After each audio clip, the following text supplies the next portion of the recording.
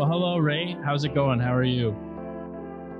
Well, these are hard days going through, the discovery of the graves of what is probably the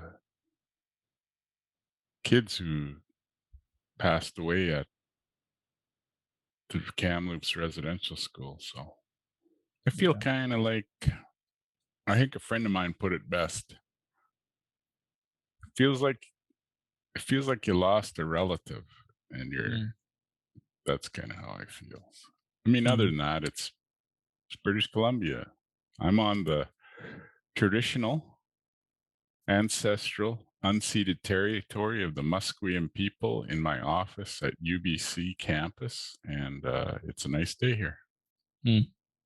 Yeah, BC is nice. And yeah, this conversation is being recorded when that discovery happened of those 215 kids in the residential school. And so it feels it feels weird to talk about this in the sense that it's like the timing feels like, oh, this is kind of uh fresh in everybody's minds right now, but also like such an important topic that we're going to hit. And that I experienced you at our church 2 years ago. You came to Lakeview Church in Saskatoon and spoke on kind of these issues and reconciliation and what does it mean to be the church, but then to also like acknowledge the things that have happened that have been done and how we can move forward together and recognize those things. So for those who don't know who you are or what you do, can you just give a little intro about yourself, like where you are, what you're doing, those kinds of Sure. things?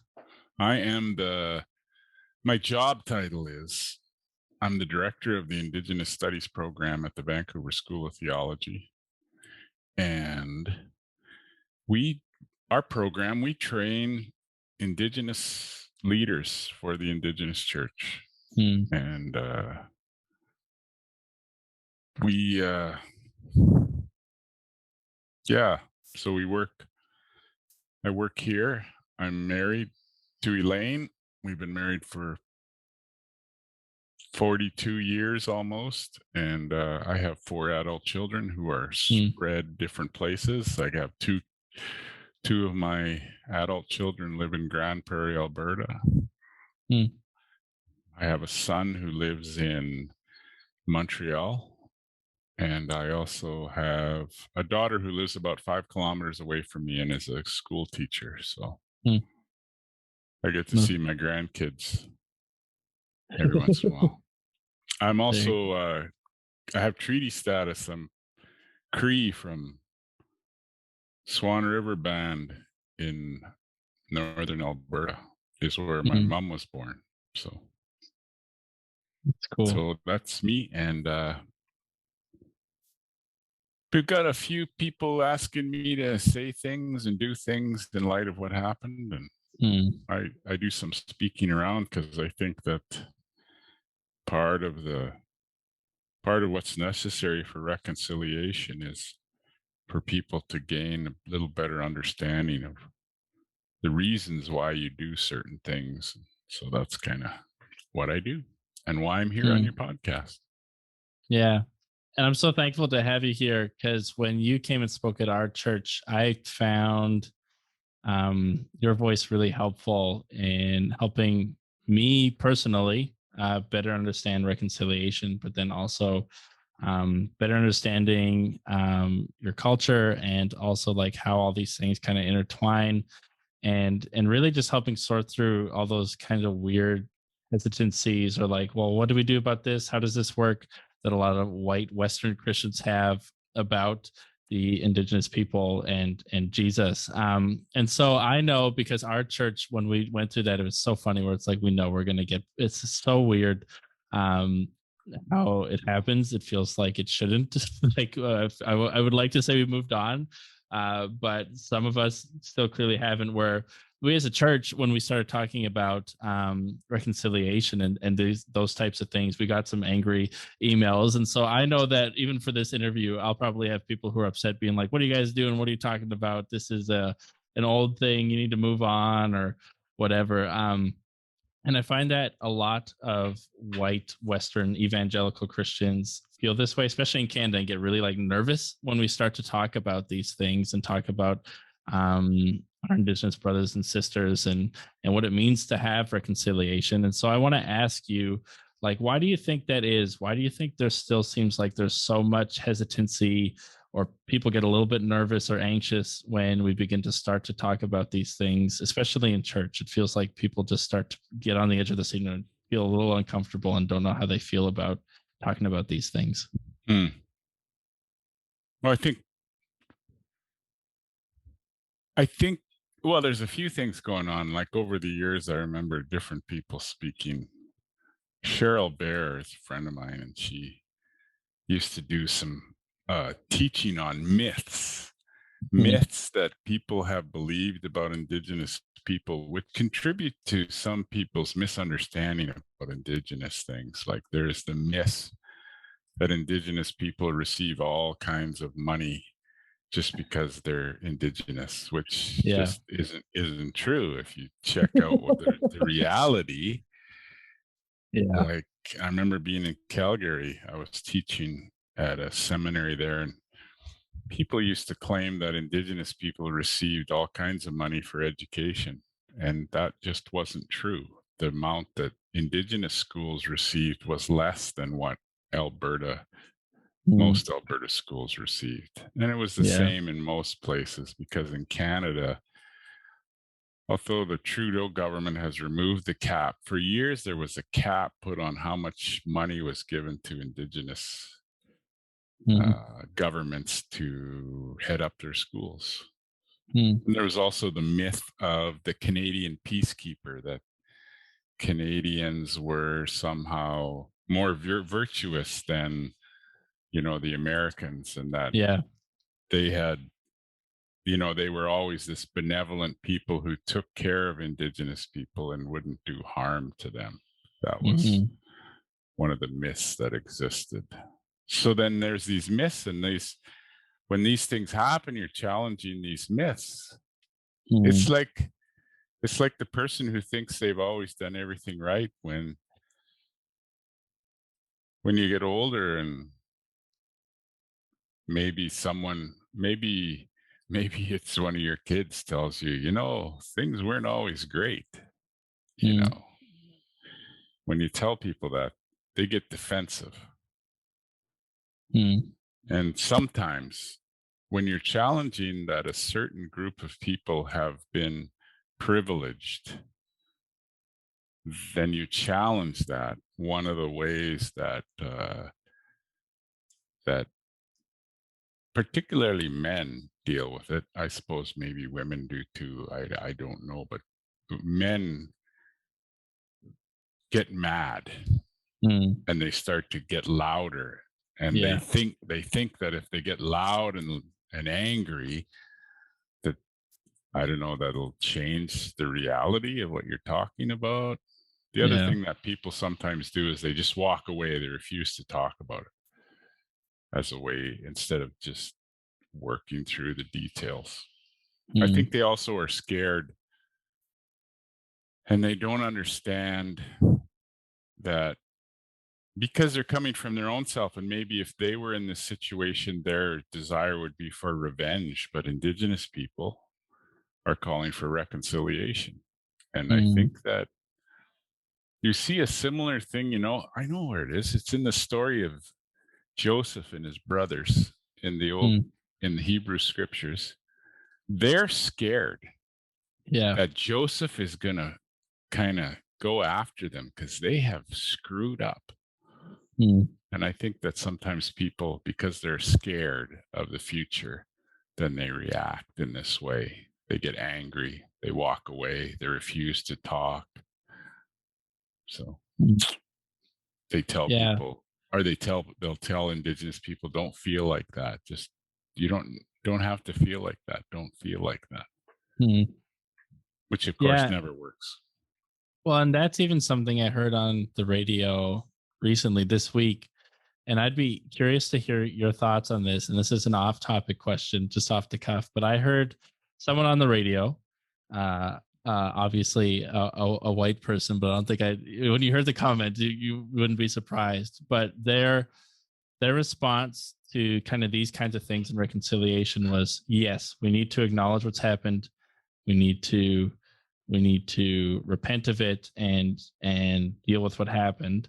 But you didn't do anything. That wasn't you. You don't bear the responsibility of this.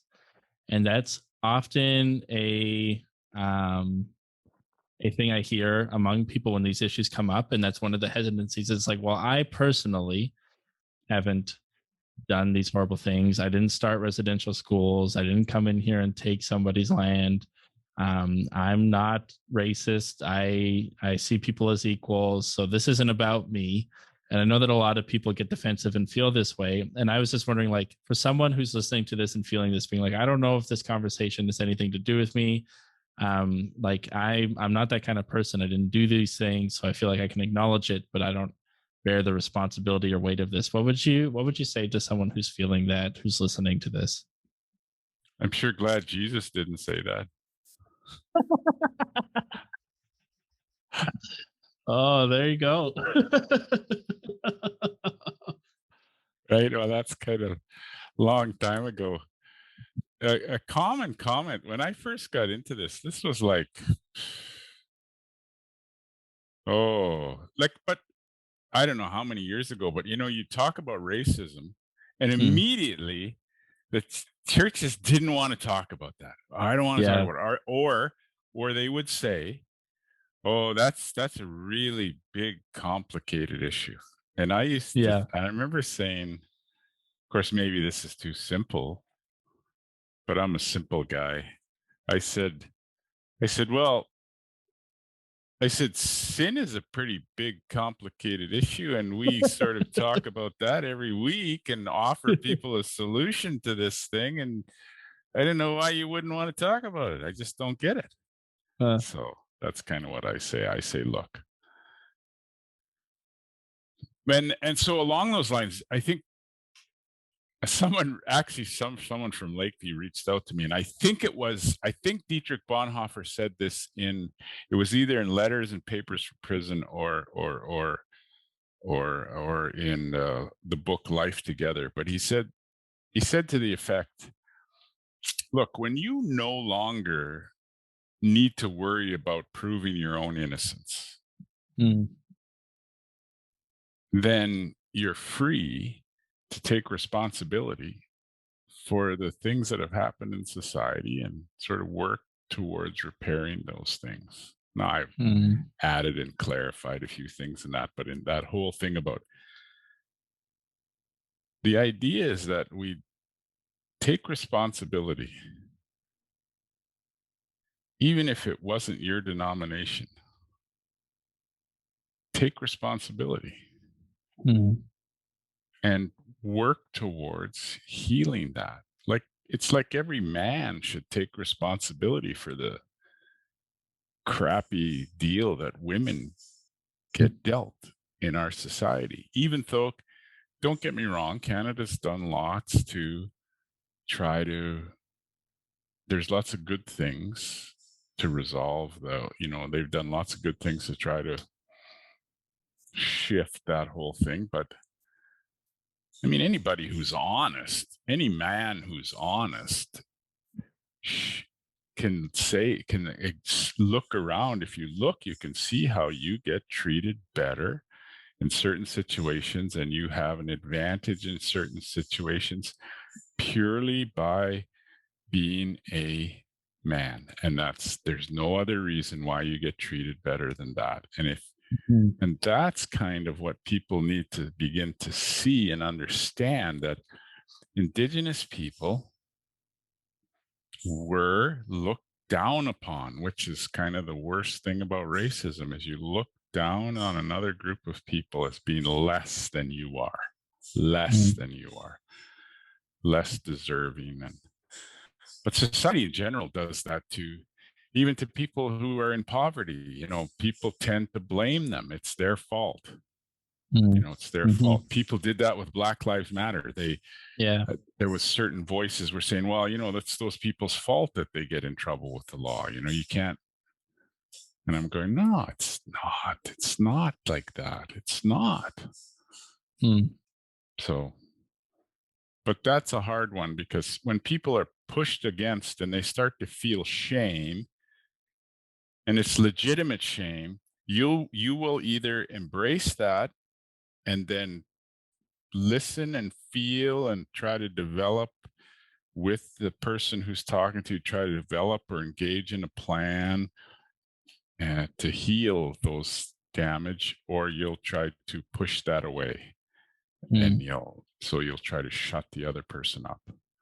mm. And that's what lots of people do because, and maybe more so, I don't know if it's more, I don't know if how COVID contributes to this, but it's got to be because everybody's kind of a little crabby because of COVID.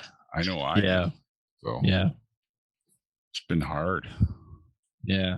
No, definitely. And I think, yeah, I think that response, especially to Christians, is good. It's like, I'm really glad Jesus didn't respond the way that he didn't particularly do anything himself, but still bore the weight and like decided to do something about it to make it right. And we, as followers of Jesus, are called to do the same thing. So that's like something that we can't Yeah. even say if we're followers of the guy who literally did the same thing for us. And so you yourself are a Jesus follower, and you also do something that a lot um, that I've seen a lot of people feel uncomfortable with, which is you've embraced your Indigenous heritage and you've also embraced Jesus at the same time. And you don't see them as two things that have to like fight one another. Like one has to disappear in order for the other to exist. Because a lot of times when I've talked to people, it's as if you need to, in order to become a Christian, you need to like leave behind your heritage. And they feel that way because they go like, well, you're dying to yourself, you're like a part of his kingdom, not a kingdom of the world. So I'm not a citizen of Canada, I'm a citizen of God's kingdom. And in the same way, we just call that of all people groups that they give up their heritage and follow. Now the funny thing about that is often what they imagine as what it looks like to be a part of that kingdom is a very white Western way of living. Yeah. But you personally are both embracing Jesus and your Indigenous heritage. Have you found that to be difficult or hard? I think especially with like because I don't know what it's like for you. I have no idea. Or when something like what was discovered this week with those 215 kids, knowing that people in the name of Jesus, whether or not that was actually their intention, I would very much say it's hard for me to see how you in Jesus's name could do something like that if you actually believe. But people who identified as Christians, as followers of Jesus, did horrible things um, to the indigenous people. But you yourself are also a Christian. Like, um, how does that wrestle out with you? Is that because I even know for me that it's hard when I see those things to know that we've done that as the church. It like for me, it's like like just and so I wonder what it's like for you. So how have you found it difficult to embrace those two identities? But then also how has that played into those things and knowing what the church has done in the past? Well, that's a really good question. So these are the things I've been thinking about the last few days. One is most Mhm. people in Canada don't understand systemic racism. Mhm. Systemic racism is not about a bunch of people getting together and coming up with a plan to discriminate against another people. And if you could identify that group of people, you'd know who was responsible for the racism, and then you could get rid of them, and then everything would be okay. Yeah. That's not systemic racism. Systemic racism is when it's so multi-generational that it's become part of the whole system. This is what Paul meant when he was talking about powers and principalities. He wasn't talking primarily about Tim LaHaye movies or those, you remember those Left Behind movies? Maybe you're too Yeah. young to remember No, those I things, know but them. that's not what it was talking about. Paul's primarily talking about, the Roman Empire, these institutions that at first might have been a good idea. Now, it's not like institutions themselves are evil, but they get that's just the nature of it's not just the nature. I want to say they get taken over by Mm, these other, I think, hey, I'm a Christian, so I'll just say it. And this is the powers and principalities. So mm, for example, government like Canada, even though they try to put things in place to guard itself from these excesses.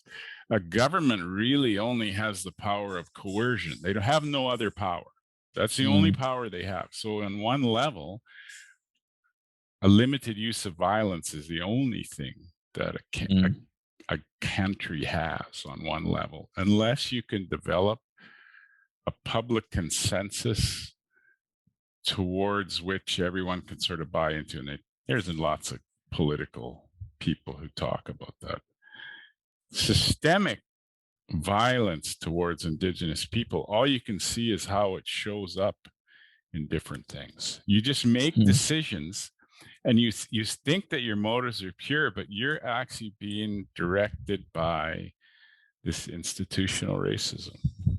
So, and this includes changing things. So, anytime you want to change something in a society, Noam Chomsky did a good job about this, pointing this out that on one level, Western governments are at least as bad or worse than nations that are labeled terrorist nations. They engage in what they call counterterrorism, but mm. because they're doing it, that's somehow different. I think people get that same idea in their mind. They think that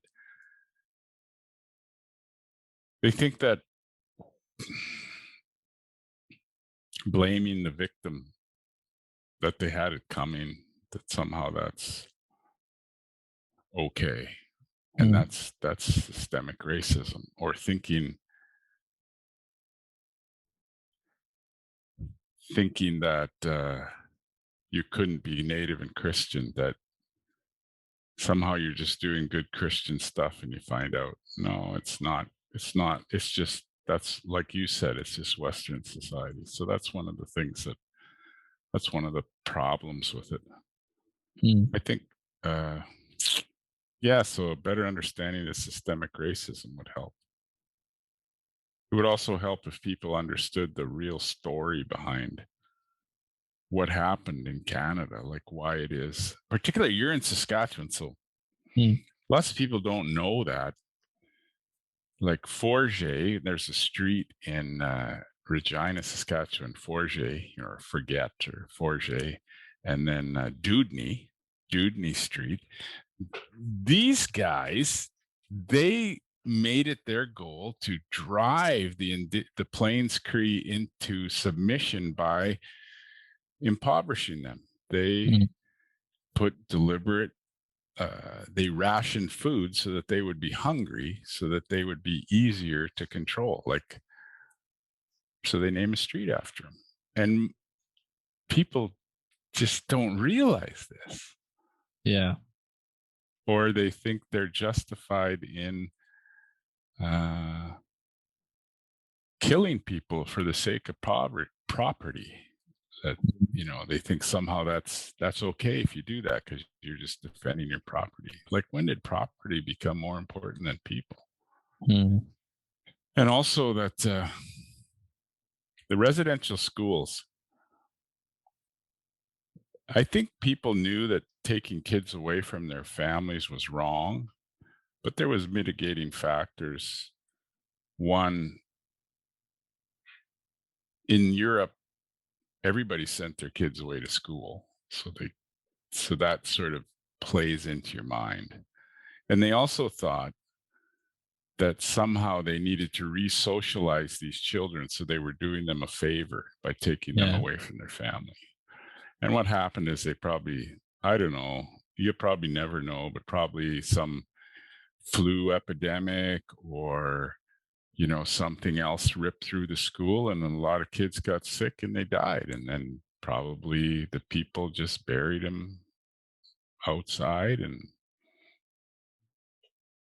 probably families might have got a note saying, sorry, but your child died, and that would have been the end of it, Mm. or maybe they didn't even tell them.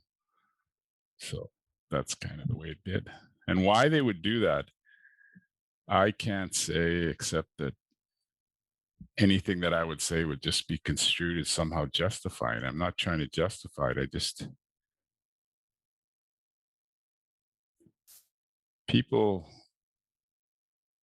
I think a better question to ask people of themselves is,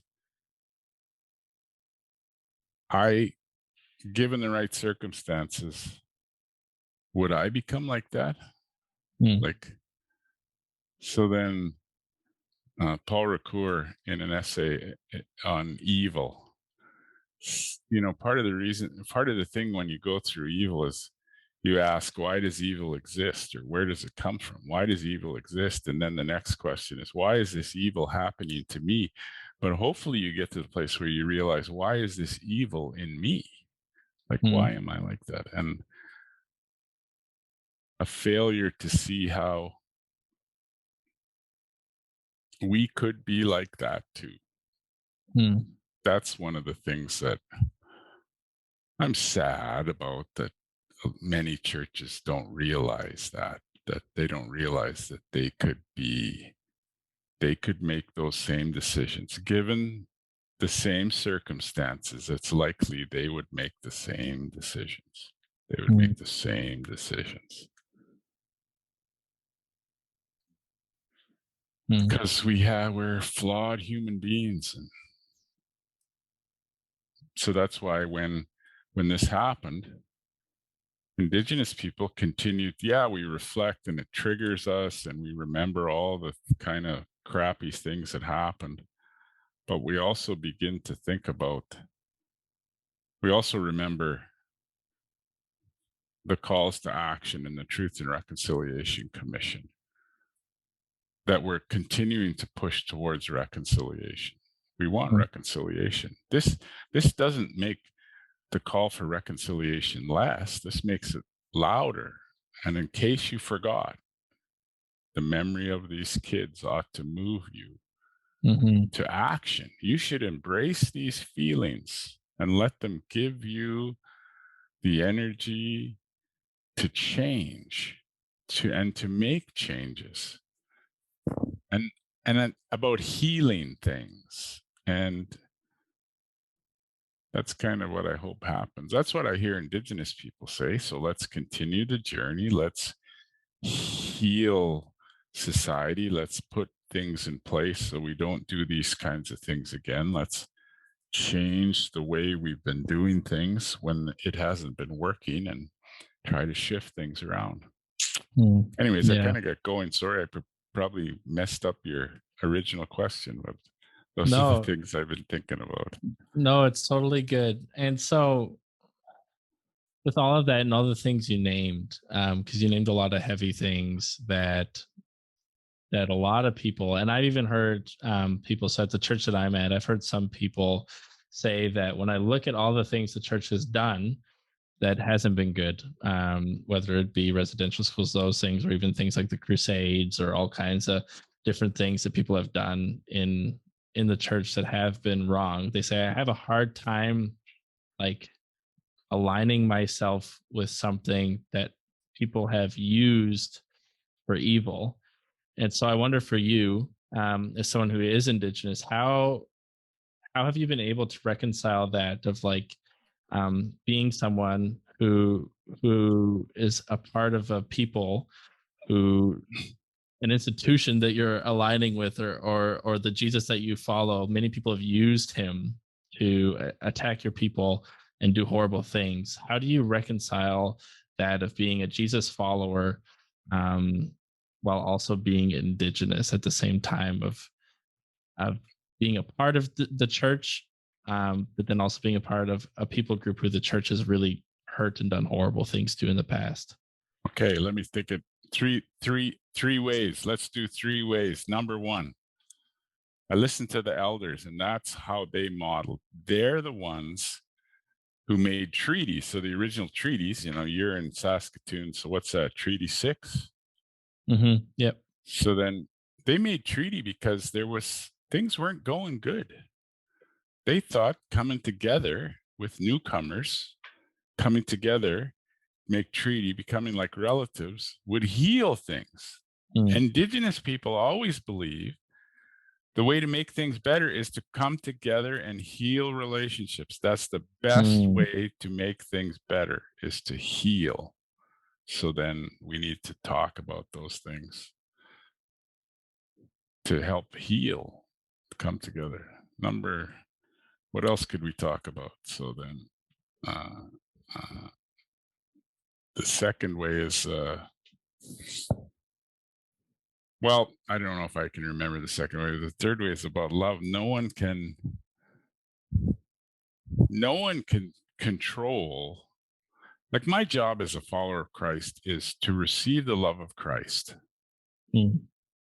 Henry Nouwen said the first step in Christian discipleship is, Henry Nouwen, who was a Catholic, by the way, said the first step in Christian discipleship is to realize that you are the beloved. You are the beloved.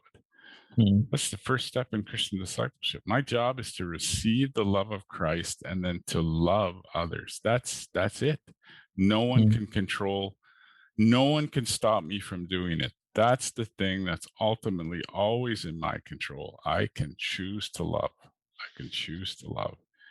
And Indigenous people are the most forgiving people in Canada.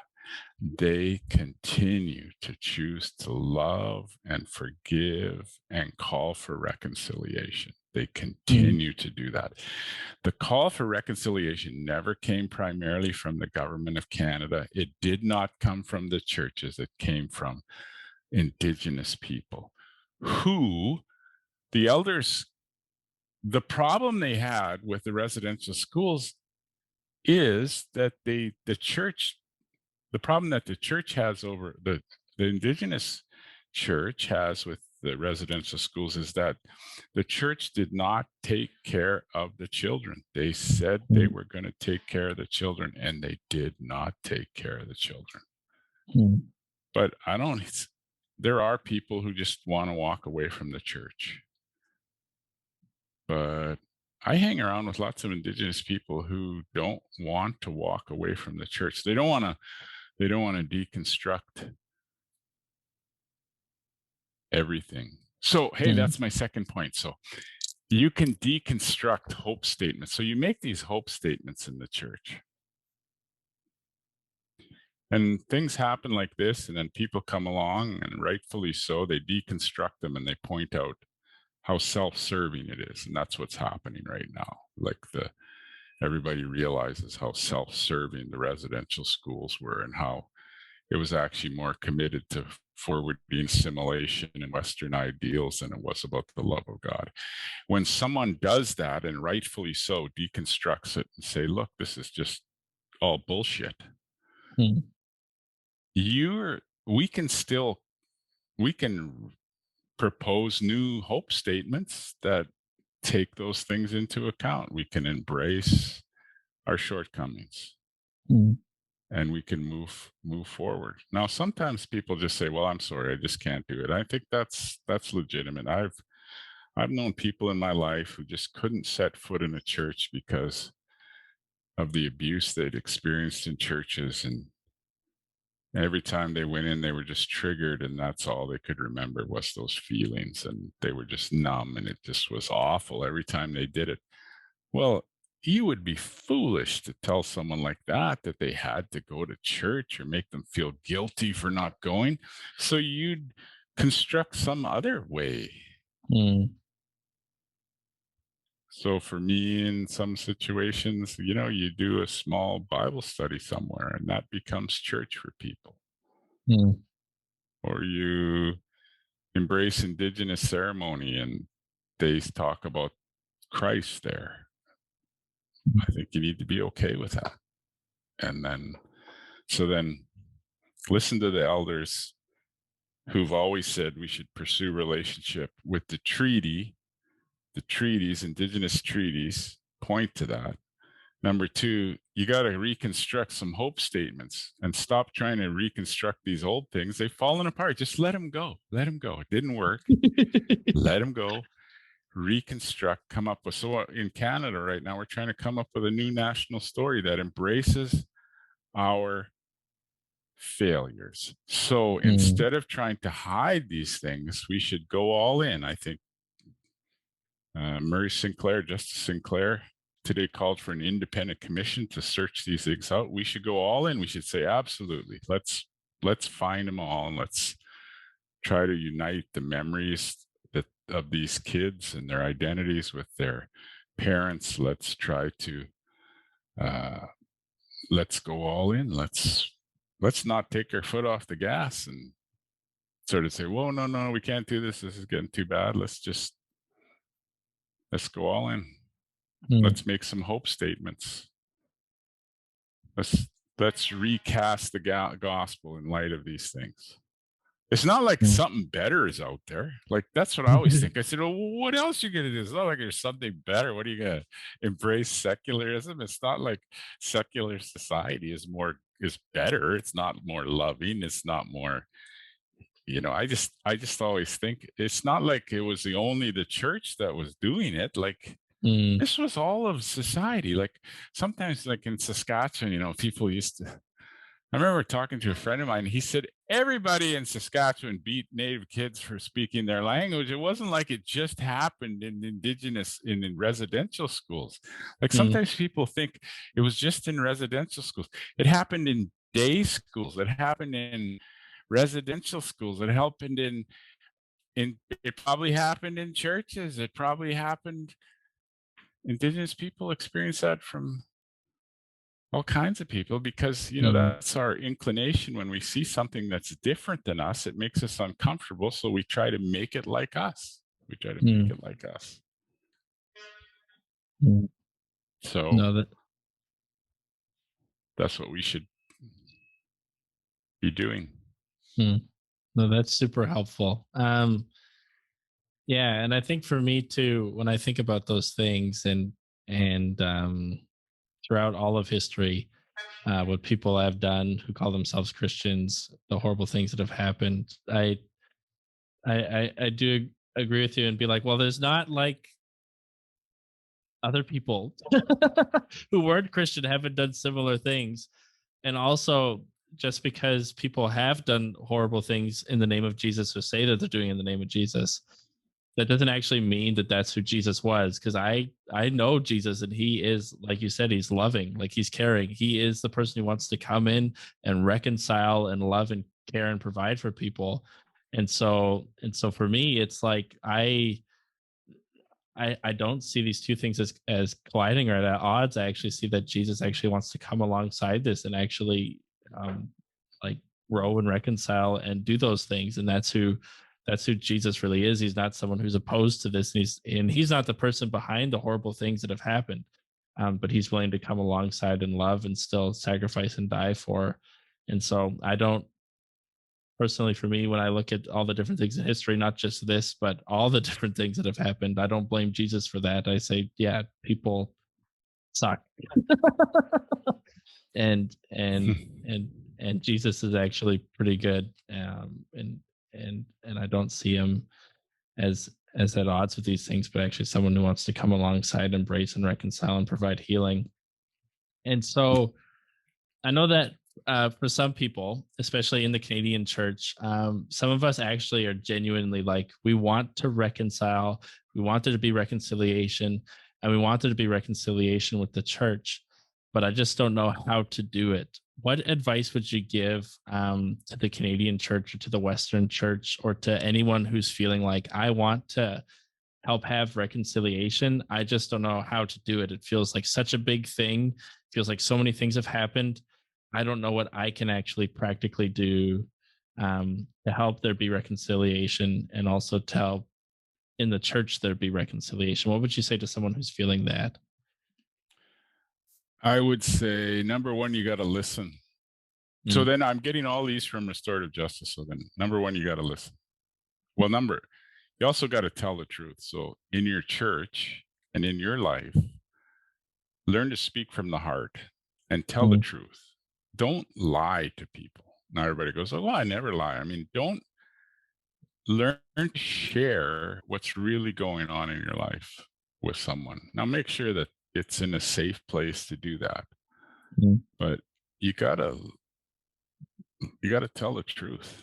You gotta tell the truth, and you gotta embrace the truth. Like, don't play these games where you invent different realities just to keep you from confronting Yeah. reality. It's like some people play games about COVID and try to invent alternate realities to explain what's going on, or I just stop, just embrace the truth. Just embrace the truth. This happened.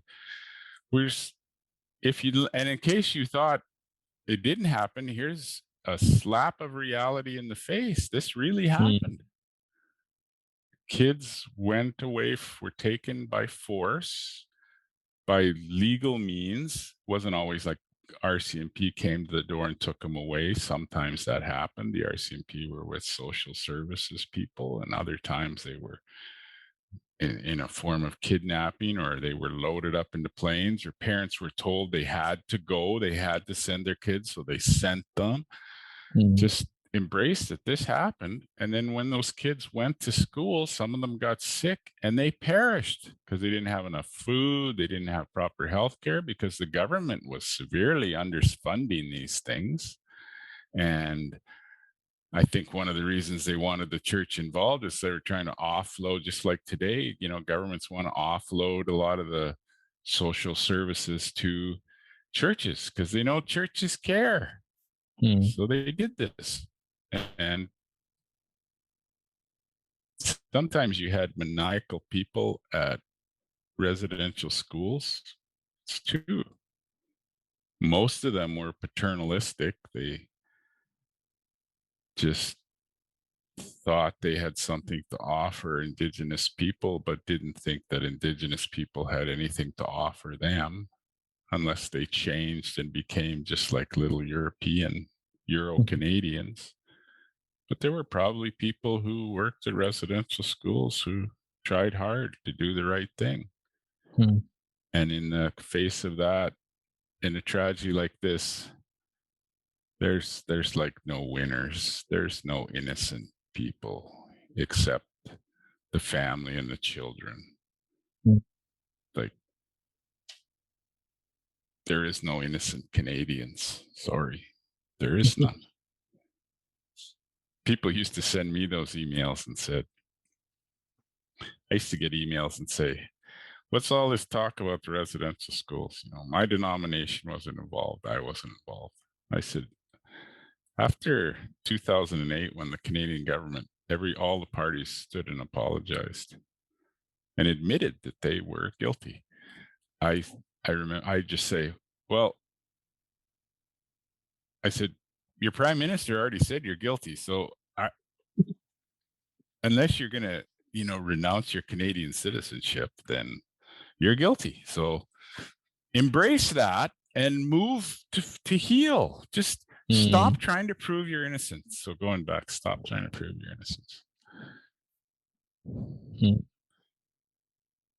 I kind of just went off topic, but I kind of just thought that people should embrace what happened and maybe just be quiet. Mm. No, I think that's super helpful. And So- yeah, and then maybe begin to chip away at the competition. One of the Mm. reasons, I just thought of it again. One of the reasons that it's not that Indigenous people hadn't embraced the gospel. Lots of these kids who went to the residential school were Christians. They were part of the church, the Mm. Indigenous church, and they were taken to these schools. But the problem is that Canadian society didn't think they were Christian enough, Mm. or they weren't the right kind of Christian. Mm. And I think that's something most churches in Canada could do. Stop trying to convert other Christians to your kind of way of thinking. That's just not, that competition just, that's the time, isn't it, when Jesus told the disciples? It's when they were fighting about who was the greatest that he said to them, you need to become like this little child. And anyone who causes one of these little children to stumble, it'd be better if a millstone were hung around his neck and cast into the ocean. Mm. And so it's our competition that pushes us to do strange things. And we justify it. We always justify it by saying it's going to lead to some better end.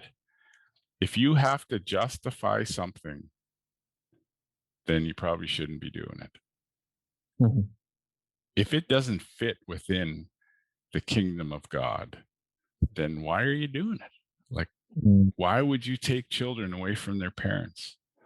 Is that what Jesus is going to do? Is Jesus going to come back and then he's going to take all the kids away from their parents? Well, if he wouldn't do that when he establishes his kingdom in all of its fullness, if he wouldn't do that, if when the kingdom comes in all of, then why would you do that? It doesn't fit. It doesn't fit. So if you can't visualize that you're in the kingdom of God already, you're not bringing the kingdom, it's already within you, then you're supposed to live that out and not to just, and you say, oh, it's going to lead to something better. You don't know. If you got to do that, you should just stop it. Don't do it. Although, well, that's the catch 22, isn't it? That stopping part. Just stop. So if you have a problem saying dumb things, hey, I got this from my youth pastor when I was like around in my 20s. He said, just write it on a card. Just write stop.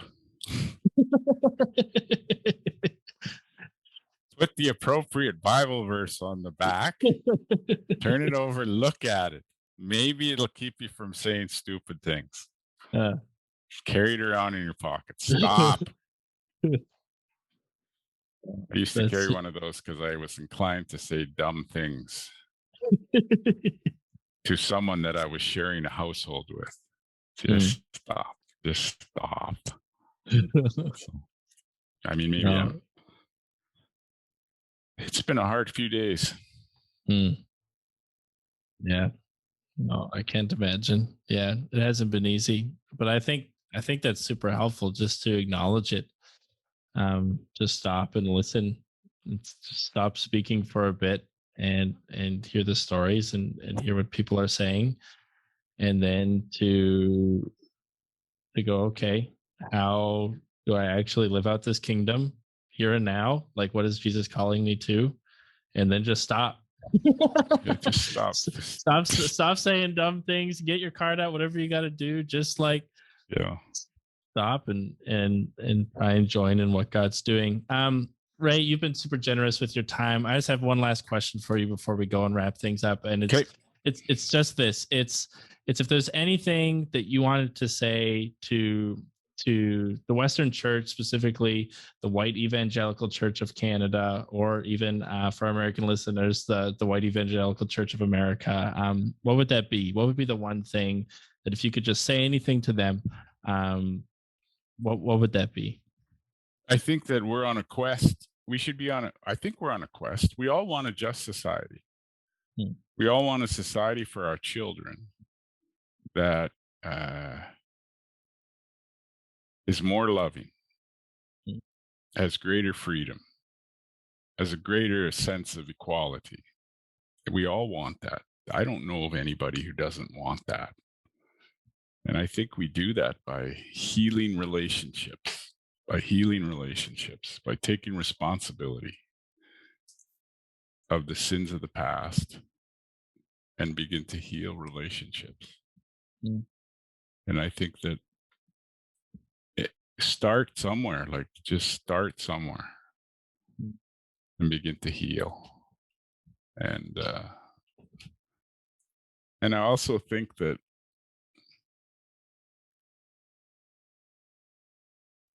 take somebody some cookies. I had a bad relationship with my boss. I had a boss and I didn't like him and he didn't like me. We kind of fought all the time. I was fortunate that it was a union operation, so he couldn't run me off. And I was reading in the Bible one day and it said, if it says, love your enemies, love your enemies. Mm.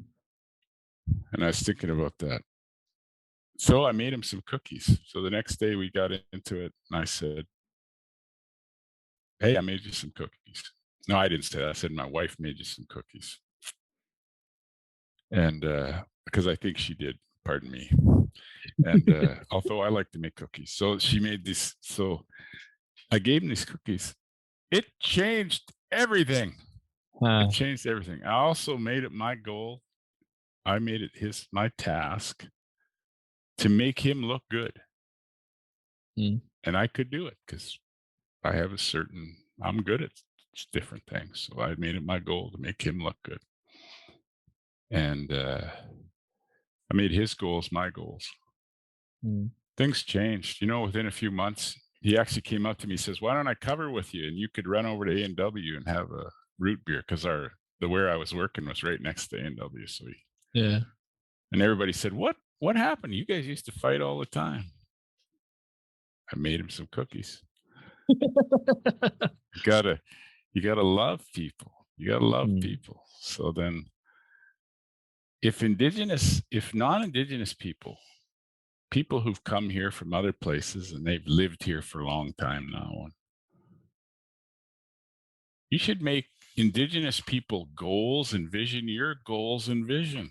You should. We've lived here the longest.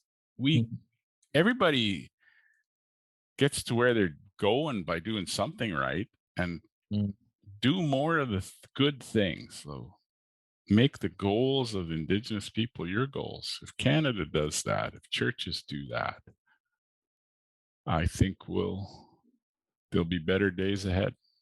There'll be better days ahead. So in light of all the things that happened, the message hasn't changed from Indigenous people. They continue to say, let's keep working towards reconciliation. Let's implement the